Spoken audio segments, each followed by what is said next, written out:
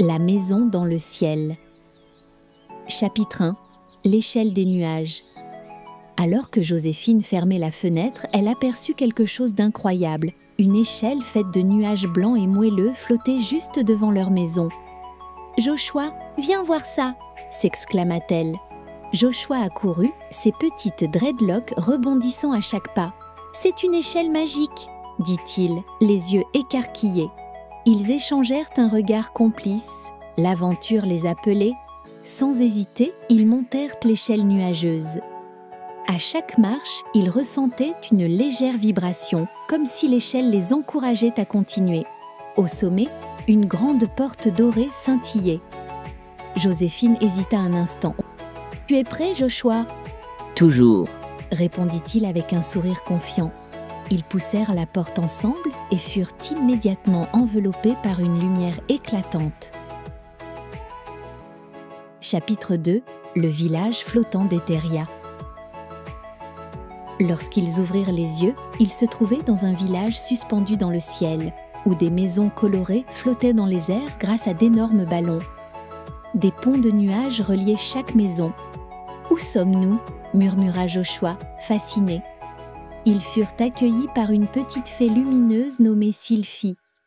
Elle avait des ailes translucides qui scintillaient comme des cristaux au soleil. « Bienvenue à Étheria, le village céleste. »« Mais hélas, notre monde est en danger, » dit-elle d'une voix douce mais inquiète. Joséphine s'agenouilla pour être à la hauteur de Sylphie. « Que s'est-il passé ?» demanda-t-elle. Les fleurs magiques qui maintiennent nos maisons en l'air perdent leur éclat. Si elles meurent, toute Étheria tombera du ciel. Joshua, toujours prêt à aider, lança. « On va vous aider à sauver Étheria. » Sylphie leur expliqua qu'ils devaient se rendre au jardin des vents pour raviver les fleurs magiques appelées bruméas.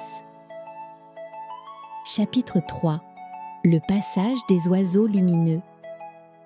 Avant de partir pour le jardin des vents, Sylphie leur donna une carte céleste.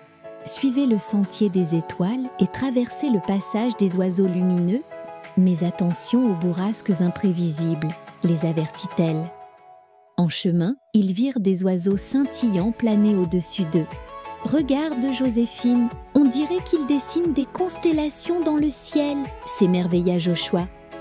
Mais soudain, un vent puissant se leva, menaçant de les emporter.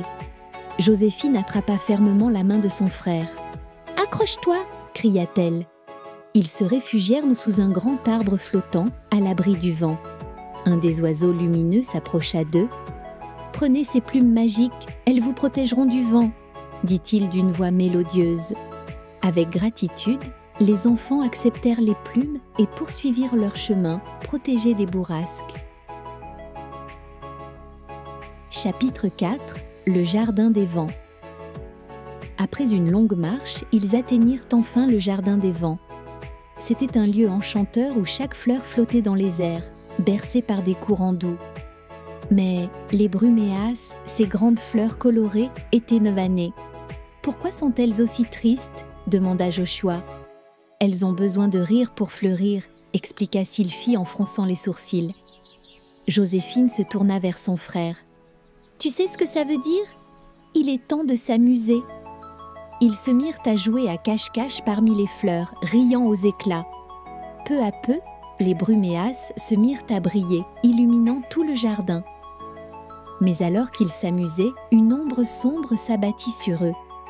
Un énorme nuage noir approchait, menaçant d'éteindre à nouveau les fleurs. « C'est le nuage des soucis, il absorbe toute la joie !» cria Sylphie. Chapitre 5. La bataille contre le nuage des soucis. Joséphine eut une idée. « Et si on chantait tous ensemble ? Le bonheur de la musique pourrait le faire fuir. » Elle commença à chanter une chanson joyeuse que leur maman leur chantait avant de dormir. Joshua, Sylphie et même les oiseaux lumineux se joignirent à elle. Le nuage des soucis recula, comme s'il était effrayé par la joie contagieuse des enfants. Finalement, il disparut, laissant le ciel redevenir clair. Les bruméas brillèrent plus fort que jamais, et les habitants d'Étheria applaudirent les enfants. « Vous avez sauvé notre village !» dit Sylphie, émue. Elle leur donna une étoile en cristal en guise de remerciement. Chapitre 6. Le retour à la maison. Sylphie utilisa sa magie pour les ramener chez eux. Avant de partir, elle leur chuchota. « Gardez cette étoile près de vous, elle vous guidera vers de nouvelles aventures. » De retour dans leur chambre, Joséphine et Joshua s'endormirent des étoiles plein les yeux et des rêves plein la tête, heureux d'avoir vécu cette histoire et impatients d'en revivre une autre demain.